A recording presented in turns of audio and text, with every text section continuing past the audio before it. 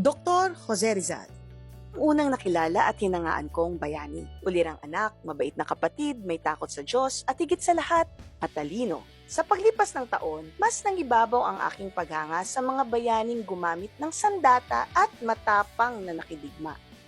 Isa ako sa mga mag-aaral ng aking panahon na napag-isip kung nararapat nga bang maging isang pambansang bayani si Gat Jose Rizal. Oops! Opinyon ko lamang po ito, marahil dahil sa mababaw lamang na pagkilala ko sa kanya.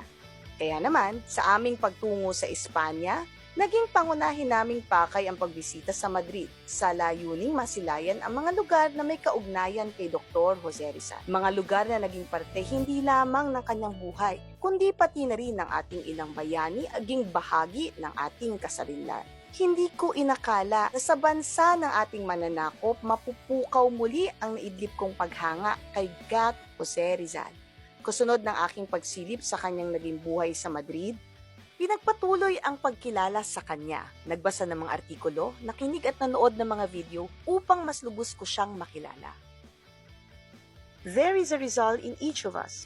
Maraming pagkakataon sa buhay niya ang masasabi kong makaka-relate tayo.